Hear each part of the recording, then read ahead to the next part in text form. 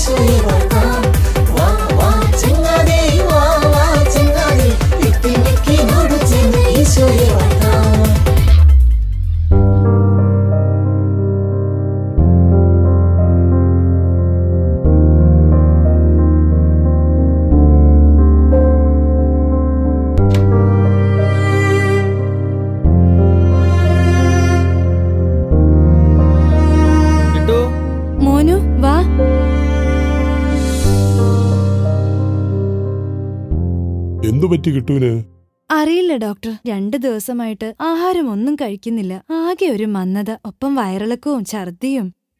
Food poisoning ആണ്. പക്ഷേ doctor, അതിനവൻ പുറത്തുനിന്നൊന്നും കഴിച്ചിട്ടില്ലല്ലോ ഡോക്ടർ. അതിന് പുറത്തുനിന്നൊന്നും കഴിക്കേണ്ടതില്ല. വിഷം നമ്മൾ തന്നെ വീട്ടിലേക്ക് കൊണ്ടുവരുന്നില്ലേ, പലതരം പച്ചക്കറികളുടെ രൂപത്തിൽ. തൽക്കാലം കിട്ടുവിനെ കുറച്ചു ദിവസത്തേക്ക് സ്കൂളിൽ വിടണ്ട. ഞാൻ കുറച്ച് മരുന്ന് കുറിച്ചു തരാം, അത് കഴിച്ച് നന്നായി റെസ്റ്റ് എടുക്കട്ടെ. ശരി ഡോക്ടർ. കിട്ടു, get well soon. Thank you doctor.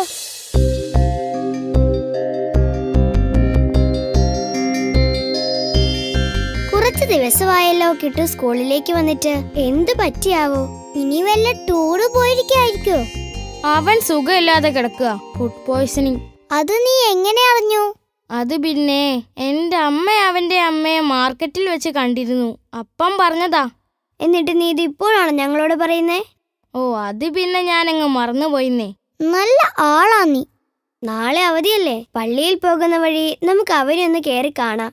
അപ്പൊ നാളെ നമുക്ക് കിട്ടുവിന്റെ വീട്ടിൽ കാണാം.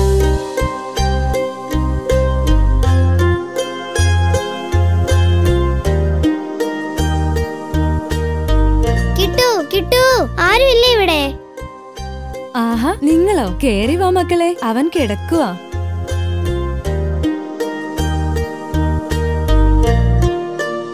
അയ്യോ വേണ്ട കിട്ടു, കിടന്നോ. ഇപ്പൊ നിനക്ക് എങ്ങനെയുണ്ട്? ഇപ്പൊ വലിയ കുഴപ്പമില്ല, ഡോക്ടർ റെസ്റ്റ് എടുക്കാൻ പറഞ്ഞു. എന്തേ ഫുഡ് പോയ്സൺ വരാൻ? പുറത്തെ ആഹാരമല്ല, നമ്മുടെ പച്ചക്കറികളാ വില്ലൻ. പച്ചക്കറികളോ? സാധാരണ എല്ലാവരും പച്ചക്കറികൾ കഴിക്കാനല്ലേ പറയാ. അത് നല്ല പച്ചക്കറികളല്ലേ മക്കളെ. ഇന്നിപ്പോ അതൊക്കെ എവിടുന്ന് കിട്ടാനാ? എല്ലാം വിഷമരുന്നുകൾ അടിച്ചു വരുന്നവയല്ലേ. അത് ശരിയാ. ഷോ, എന്ത് കഷ്ടമാ. പ്രകൃതി തരുന്നത് പോലും നമുക്ക് കഴിക്കാൻ പറ്റാതെയായി. നിങ്ങൾ സംസാരിച്ചിരിക്കെ, അമ്മ കുടിക്കാൻ വല്ലതും എടുക്കാം. വേണ്ടമ്മേ, ഞങ്ങൾ പള്ളിയിലോട്ട് പോകുന്ന വഴി കയറിയതാ. ഞങ്ങൾ ഇതാ ഇറങ്ങി. കിട്ടു, നന്നായി റെസ്റ്റ് എടുക്ക്. നിനക്ക് വേഗം സുഖമാകാൻ ഞങ്ങൾ ഈശോയോട് പ്രാർത്ഥിക്കാം.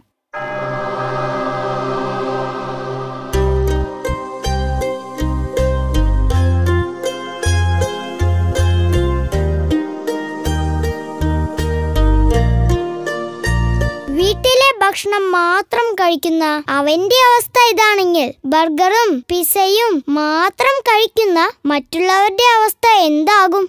അത് നീ എന്നെ ഉദ്ദേശിച്ചാണോ പറഞ്ഞേ? അതിലെന്താ സംശയം? നിന്നെയും കൂടി ചേർത്താ പറഞ്ഞേ.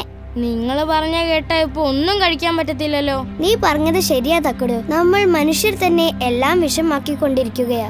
ഈ പച്ചക്കറികളൊക്കെ മറ്റു സംസ്ഥാനങ്ങളിൽ നിന്നാ വരുന്നേ. കൃഷിക്ക് പേര് കേട്ടതായിരുന്നു നമ്മുടെ കേരളം. എന്നിട്ടിപ്പോ പച്ചക്കറികൾക്കും മറ്റ് ആഹാര വസ്തുക്കൾക്കും വേണ്ടി നമ്മൾ മറ്റ് സംസ്ഥാനങ്ങളെ ആശ്രയിക്കുന്നു. അവരാകട്ടെ കൊള്ള ലാഭത്തിനു വേണ്ടി കൂടുതൽ കീടനാശിനികൾ ചേർത്ത് കൂടുതൽ വിളകൾ ഉണ്ടാക്കുന്നു. ഇപ്പൊ നമ്മുടെ ഗ്രാമത്തിൽ വരുന്ന പച്ചക്കറികൾ ആ മുത്തുവേൽ മുതലാളിയുടെ ഗോഡൌണിൽ നിന്നാ വരുന്നേ. നമുക്ക് അയാളോടൊന്നു പോയി സംസാരിച്ചാലോ? നല്ല കഥയായി. അയാൾ കാശ് കാശ് എന്ന ചിന്തയിൽ മാത്രം കഴിയുന്ന ആളാ. കയ്യിലാണേ ഒരു യമണ്ടൻ തോക്കുണ്ട്.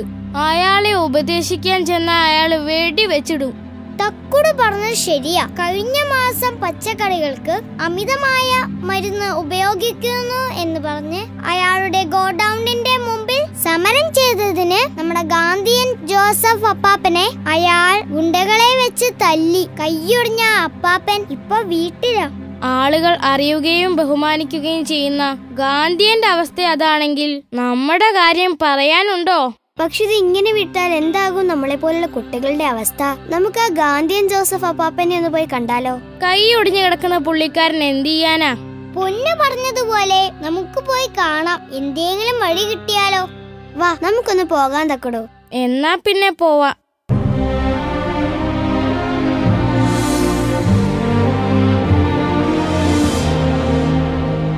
നിങ്ങൾ പറഞ്ഞത് വളരെ ശരിയാ. മനുഷ്യർ തന്നെ മനുഷ്യരുടെ ആവശ്യങ്ങൾക്ക് വിലയിടുന്നു, അത് വിൽക്കുന്നു, ആവശ്യക്കാർ അത് വാങ്ങുന്നു. നമ്മുടെ നാട്ടിൽ ഇപ്പോൾ മനുഷ്യത്വം എന്ന വാക്ക് ഡിക്ഷണറിയിൽ മാത്രമേയുള്ളൂ. എല്ലാവർക്കും ഇപ്പോൾ വലുത് പണം മാത്രമാണ്. ഞങ്ങൾ അയാളോടൊന്നു പോയി സംസാരിച്ചാലോ എന്നാ? കാര്യമുണ്ടെന്ന് തോന്നുന്നില്ല. പക്ഷേ നിങ്ങളെ ഞാൻ നിരുത്സാഹപ്പെടുത്തുന്നില്ല. നിങ്ങളുടെ മനസ്സിൽ നന്മയുണ്ട്. ദൈവം കനിഞ്ഞു തന്ന വറ്റാത്ത സ്നേഹവുമുണ്ട്. നിങ്ങൾക്ക് സാധിക്കും എന്ന് എൻ്റെ മനസ്സ് പറയുന്നു. സാധിക്കട്ടെ. പോയി വരും.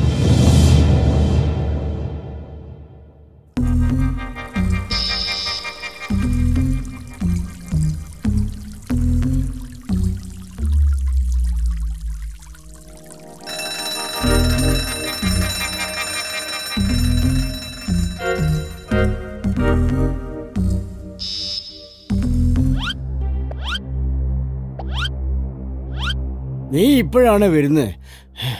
ഞാൻ ഈ തടിയും വെച്ച് എപ്പോഴേ എത്തി.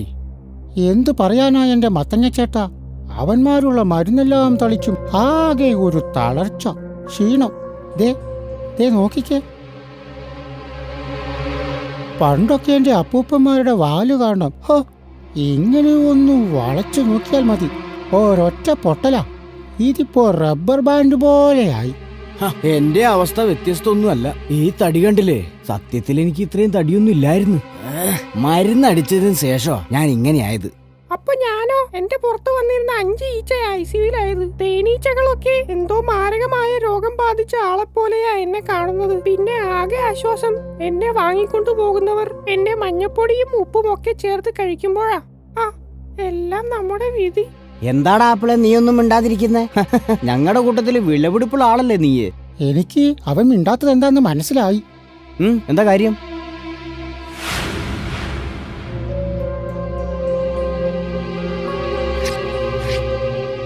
ഓ, എന്താ ആശ്വാസം. വായ മുഴുവൻ മെഴുകിയേറ്റി വെച്ചിരുന്ന പിന്നെ എങ്ങനെ മിണ്ടാനാ? നിങ്ങൾ പറഞ്ഞത് ശരിയാ, വില കൂടിയവനും സൗന്ദര്യമൊക്കെ ഉള്ളവനാ. പക്ഷേ അതൊക്കെ വെറും കാഴ്ചക്ക് മാത്രം. ദേ ഇത് കണ്ടില്ലേ, എന്റെ ശരീരം മുഴുവൻ മെഴുക. അതാ ഈ തിളക്കം. അയ്യോ, എന്തിനാ ഈ മനുഷ്യൻ നമ്മളോട് ഇങ്ങനെ കാണിക്കുന്നേ? നമ്മുടെ ശരീരം മുറിച്ചിട്ട് അവർക്ക് ആഹാരമാവുന്ന നമ്മളെ പല പല മരുന്നുകൾ തളിച്ചിട്ട് വിഷമാക്കി മാറ്റുന്നു. ഇനിയും സഹിക്കാൻ കഴിയില്ല. പണ്ടുകാലത്തിന്റെ ആരോഗ്യവാന്മാരായിരുന്നു നമ്മൾ. അതുകൊണ്ട് തന്നെ നമ്മളെ ഭക്ഷിച്ചിരുന്ന മനുഷ്യരും അതുപോലെ നല്ല ആരോഗ്യമുള്ളവരായി. എന്നാൽ ഇന്നോ നമ്മൾ വിഷമയമായപ്പോൾ മനുഷ്യർക്കും രോഗങ്ങൾ വന്നു തുടങ്ങി. നമ്മൾ ആരോട് പറയാനാ? ഒരിക്കൽ തെറ്റ് ചെയ്തവരെ അവര് തന്നെ തിരുത്തും. അതെ, നമുക്ക് പോകാൻ സമയമായി.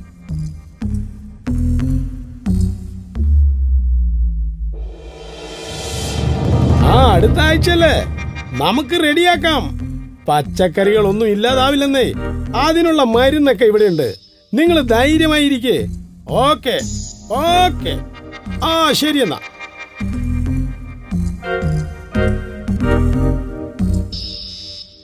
എന്താ മുതലാളി, നമ്മളീ പഠിക്കുന്ന മരുന്ന് കുറച്ച് കൂടുതലാട്ടോ.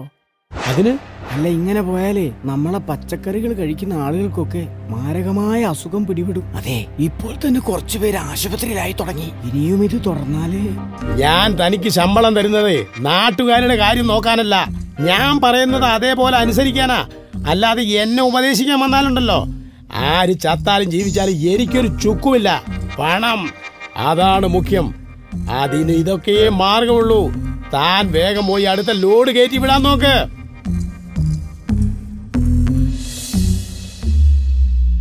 ആരാ നിങ്ങള്? എന്താ കാര്യം? ഞങ്ങള് ബെന്നി മുതലാളിയെ കാണാൻ വന്നതാ. മുതലാളിയെ കാണാനോ? എന്താ കാര്യം? അത് പിന്നെ ഞങ്ങളുടെ കൂട്ടുകാരൻ കിട്ടു ഫുഡ് പോയ്സണിംഗ് പെട്ട് കിടക്കുകയാണ്. അതിന്? അവൻ ഇവിടുന്ന് കൊണ്ടുവരുന്ന പച്ചക്കറികൾ കഴിച്ചാണ് അസുഖം ബാധിച്ചത്. ഇവിടെ പച്ചക്കറികൾക്ക് മാരകമായ മരുന്ന് ഉപയോഗിക്കുന്നുണ്ടെന്ന് എല്ലാവർക്കും അറിയാം. അതുകൊണ്ട് അസുഖം ഉണ്ടാവുന്നേ. മുതലാളിയെ കണ്ട് കാര്യം പറയണം. അമിതമായ കീടനാശിനി പ്രയോഗം തടയണം. അത് മുതലാളിയെ കണ്ട് പറയാനാ ഞങ്ങള് വന്നത്. നിങ്ങള് പറയുന്നതൊക്കെ ശരി തന്നെ, പക്ഷെ മുതലാളിയെ കണ്ടിട്ട് ഇതൊന്നും പറഞ്ഞിട്ട് കാര്യമില്ല. എന്റെ കുഞ്ഞുങ്ങളെ, ഞാൻ പലതവണ മുതലാളിയോട് ഈ കാര്യം പറഞ്ഞതാ. പക്ഷെ പണം മാത്രം ലക്ഷ്യം വെച്ച് ബിസിനസ് ചെയ്യുന്ന മുതലാളി ഇതൊന്നും ചെവിക്കൊള്ളില്ല. ചേട്ടൻ ഇവിടെയല്ലേ ജോലി ചെയ്യുന്നേ? ചേട്ടന് ശ്രദ്ധിക്കാൻ കഴിയില്ലേ? ഞാൻ എന്റെ ഗതികേട് കൊണ്ടാ ഇവിടെ ജോലി ചെയ്യുന്നത്. സത്യം, ഈ ജോലി ഉപേക്ഷിച്ചു പോകാൻ ഞാൻ പല തവണ ഉദ്ദേശിച്ചത്. പക്ഷെ അമ്മയില്ലാത്ത എന്റെ കുഞ്ഞുങ്ങൾ പട്ടിണിയായി പോവും മക്കളെ. അതുകൊണ്ടാ. ചേട്ടൻ വിഷമിക്കാതിരിക്കേ. ചേട്ടന്റെ അവസ്ഥ ഞങ്ങൾക്ക് മനസ്സിലാകും. ഞങ്ങൾ മുതലാളിയോടൊന്ന് സംസാരിക്കട്ടെ. ചിലപ്പോ കുഞ്ഞുങ്ങളാ ഞങ്ങള് പറയുന്നത് അദ്ദേഹം കേട്ടാലോ? ഒന്നുമില്ലെങ്കിലും ഞങ്ങളുടെ പ്രായത്തിലുള്ള ഒരു കുഞ്ഞദ്ദേഹത്തിനില്ലേ? അതൊക്കെ ശരി തന്നെ, പക്ഷെ മരുന്ന് തളിക്കാത്ത പഴങ്ങളും പച്ചക്കറികളാ എന്റെ മുതലാളി സ്വന്തം കുഞ്ഞുങ്ങൾക്ക് കൊടുക്കുന്നത്. ഓ, അത് കൊള്ളാം. സ്വന്തം കുടുംബത്തിന് നല്ല ഫലങ്ങൾ നൽകാൻ നാട്ടുകാർക്ക് വിഷം നൽകി കാശുണ്ടാക്കുന്നു. എന്തായാലും ഞങ്ങൾ അദ്ദേഹത്തെ ഒന്ന് കണ്ട് സംസാരിക്കട്ടെ. ചിലപ്പോൾ മാറി ചിന്തിച്ചാലോ? നിങ്ങളുടെ നല്ല മനസ്സിന് വിജയം ഉണ്ടാകട്ടെ, പക്ഷേ സൂക്ഷിക്കണം കേട്ടോ.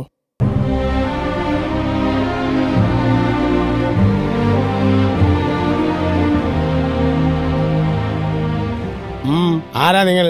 എന്തു വേണം? ഞങ്ങൾ മുതലാളിയെ കാണാൻ വന്നതാ. വല്ല പിരിവിനുമാണേൽ 10 പൈസ ഞാൻ തരില്ല. അല്ലെങ്കിൽ തന്നെ എന്തൊക്കെ പരിപാടികൾ തലകുത്തി നിന്ന് കാണിച്ചിട്ടാ മനുഷ്യൻ കാശുണ്ടാക്കുന്നത്? ഞങ്ങൾ പിരിവിന് വന്നവരല്ല. പിന്നെ എന്തിനാ വന്നേ? ഇവിടുത്തെ പച്ചക്കറികളും പഴങ്ങളും കഴിച്ചിട്ട് ഞങ്ങളുടെ സുഹൃത്ത് അസുഖം ബാധിച്ച് കിടപ്പിലാണ്. നിങ്ങളുടെ മാരകമായ കീടനാശിനി പ്രയോഗവും മറ്റുമാണ് അതിന് കാരണം. പഴങ്ങൾ കേടുവരാതിരിക്കാനും അവ വേഗം പഴുക്കാനുമായി നിങ്ങൾ ഉപയോഗിക്കുന്ന മരുന്നുകളാണ് ഇതിനൊക്കെ കാരണം. ആര് പറഞ്ഞു? ആ ചെക്കൻ വേറെ വല്ല വിഷക്കായും പറിച്ച് തിന്നു കാണും. അല്ലാതെ ഇവിടെ നിന്ന് വാങ്ങിയ പച്ചക്കറി ആയിരിക്കില്ല. മാർക്കറ്റിൽ വരുന്ന പച്ചക്കറികളും പഴങ്ങളും ആകില്ല. നിങ്ങൾ ഇരുട്ടുന്നതിന് മുമ്പ് വേഗം വീട് പിടിക്കാൻ നോക്ക്. പ്ലീസ്, നിങ്ങൾ ഒരിക്കലും നിങ്ങളുടെ കൊള്ള ലാഭത്തിന് വേണ്ടി പാവപ്പെട്ട ജനങ്ങളെ ഇങ്ങനെ ദ്രോഹിക്കരുത്. അയ്യോ, നിങ്ങൾക്ക് പറഞ്ഞാ മനസ്സിലാകില്ലേ? ഇവിടെ അങ്ങനെയുള്ള യാതൊരു പരിപാടിയും നടക്കുന്നില്ലാന്നേ. നിങ്ങൾക്ക് ആള് മാറിയതാ കുഞ്ഞുങ്ങളെ. നിങ്ങളെ ആരോ പറഞ്ഞു പറ്റിച്ചിരിക്കുന്നു. അത് തന്നെയാ. ഇവിടെ ജോലി ചെയ്യുന്ന അങ്കിളും പറഞ്ഞല്ലോ. തക്കടു. ഓഹോ, അപ്പ നിങ്ങളെ എല്ലാം അറിഞ്ഞോണ്ടാ വന്നിരിക്കുന്നല്ലേ? മര്യാദക്കെല്ലാം തിരികെ പോയിക്കോ. എന്റെ അടുത്ത് പറഞ്ഞ ഈ കാര്യം പുറത്ത് ആരോടെങ്കിലും പറഞ്ഞ പിന്നെ നീയൊന്നും ആരോടും സംസാരിക്കില്ല. ഓടിക്കോ. ജോർജ്, നീ എന്തിനാ അങ്കിളുടെ കാര്യം പറയാൻ പോയേ? അത് പിന്നെ പെട്ടെന്നറിയാതെ. അയ്യോ, ഞാനൊന്നും ചെയ്തിട്ടില്ല, എന്നെ വിട് പ്ലീസ്. അയ്യോ പാവം, നമ്മള് കാരണം അങ്കിള്. നോക്ക് തക്കടു, നീ കാരണമാ. പാവങ്ങള്, നിങ്ങൾ വാ, നമുക്ക് നോക്കാം. എന്റെ ശമ്പളം പറ്റിയിട്ട് നീ എന്നെ ഒറ്റിക്കൊടുക്കുന്നോ? അയ്യോ, ഞാനൊന്നും ചെയ്തിട്ടില്ല, എന്നെ ഒന്നും ചെയ്യരുത്. നീ ഒന്നും ചെയ്തില്ല അല്ലേ? തല്ലി ചതക്കളവനെ. ഇനി ഇവൻ ആരോടും ഒന്നും മിണ്ടരുത്. അയ്യോ, എന്നെ തല്ലല്ലേ മുതലാളി, ഞാൻ ഇനി ഒരു തെറ്റും ചെയ്യൂല. ദൈവത്തിനടുത്ത് എന്നോട് ക്ഷമിക്കണം. ഇല്ലടാ ഇല്ലടാ, എന്നെ ചതിക്കാൻ നോക്കിയ നിന്നെ ഞാൻ വെറുതെ വിടില്ല. എന്റെ അമ്മയെ തോക്ക് ഓടിക്കോ.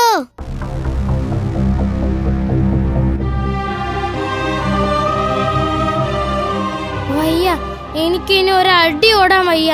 അയാള് നമ്മളെ വെറുതെ വിടില്ല. ഇനി നമ്മൾ എന്തു ചെയ്യും? അയാളെ എതിർക്കാനും നമ്മളെ സഹായിക്കാനും ആരുമില്ല. നമ്മളെ അയാൾ ഉപദ്രവിക്കും. ആർക്കും നമ്മളെ രക്ഷിക്കാനാവില്ല. ഒരാൾക്ക് കഴിയും. ആർക്ക്? ദേ നോക്കിയേ,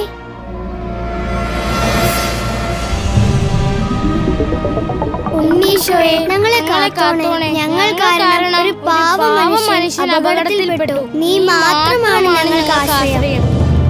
കൂട്ടുകാരെ, ഭയപ്പെടാതിരിക്കൂ, ഞങ്ങളുണ്ട് നിങ്ങൾക്ക് കാവലായി. നിങ്ങളുടെ നന്മയുള്ള മനസ്സ് ഉണ്ണീശോയ്ക്ക് അറിയാം. അതുകൊണ്ടാണ് നിങ്ങളുടെ പ്രാർത്ഥനയുടെ അകലത്തിൽ ഉണ്ണീശോ ഞങ്ങളെ അയച്ചത്. ഭയപ്പെടേണ്ട, നിങ്ങളുടെ ആഗ്രഹം സഫലമാകും. ഹലോ, ലോഡ് ഇന്ന് തന്നെ വരും. എനിക്കിവിടെ കുറച്ച് പണി കൂടിയുണ്ട്. അതുകൂടി കഴിഞ്ഞിട്ട് ഞാൻ തിരികെ വിളിക്കാം.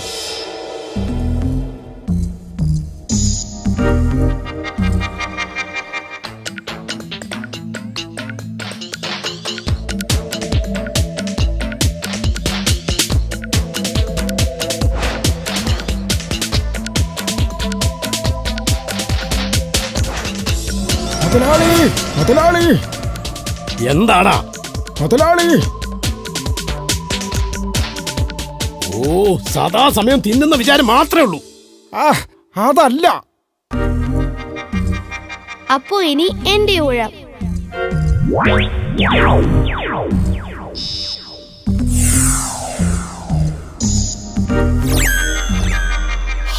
എന്ത് മനോഹരമാണ് ഈ ആപ്പിൾ.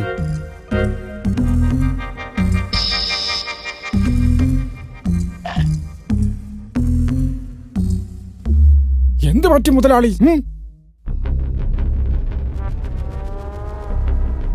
മുതലാളിയെ പിടിക്കുക, നമുക്ക് വേഗം ഹോസ്പിറ്റലിൽ എത്തിക്കാം. പറ്റുന്നില്ല, മുതലാളിയുടെ ഭാരം കൂടിയിരിക്കുന്നു. വേഗം പോകാൻ നോക്ക്, നമുക്ക് മുതലാളിയെ ആസ്പത്രി കൊണ്ടുപോകണം.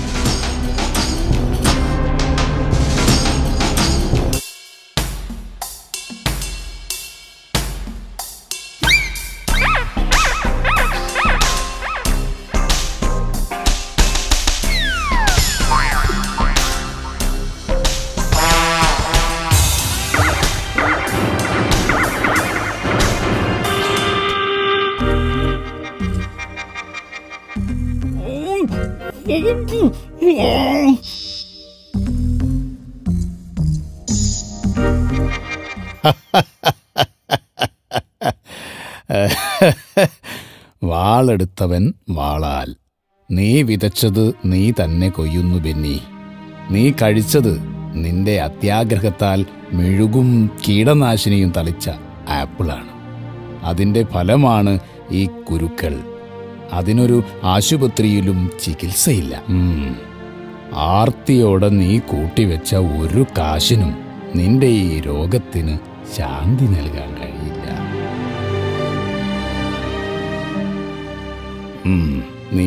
നീ തൽക്കാലം സങ്കടപ്പെടണ്ട. ഈ രോഗത്തിനുള്ള മരുന്നുള്ള ചിലർ ദാ ആ ഭാഗത്തുണ്ട്. അവരുടെ അടുത്തേക്ക് ചെന്നാൽ നിനക്ക് രോഗശാന്തി ലഭിക്കും, തീർച്ച. പേടിക്കണ്ട, മരുന്ന് ഞങ്ങളുടെ പക്കലുണ്ട്. പക്ഷേ ഞങ്ങൾ പറയുന്ന ഒരു കാര്യം സമ്മതിച്ചാൽ മാത്രമേ ആ മരുന്ന് ഞങ്ങൾ തരുകയുള്ളൂ. ഇനി ഒരിക്കലും സ്വാർത്ഥ ലാഭത്തിന് വേണ്ടി മാരകമായ കീടനാശിനികൾ ഒരു പഴവർഗ്ഗങ്ങളിലും ഉപയോഗിക്കാൻ പാടില്ല. കേട്ടല്ലോ? ആരെയും ഉപദ്രവിക്കാൻ പാടില്ല.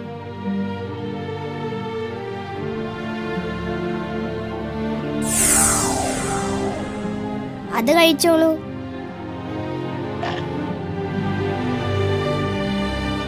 കുഞ്ഞുങ്ങളെ, നിങ്ങൾ എന്റെ അന്ധത ബാധിച്ച കണ്ണുകൾ തുറന്നു. ഇനി ഒരിക്കലും ഞാൻ എന്റെ തെറ്റ് ആവർത്തിക്കില്ല. എന്നോട് ക്ഷമിക്കൂ മക്കളെ. അന്നം തരുന്നത് ദൈവമാണ്. ആ സത്യം മറക്കാതിരുന്നാൽ മതി.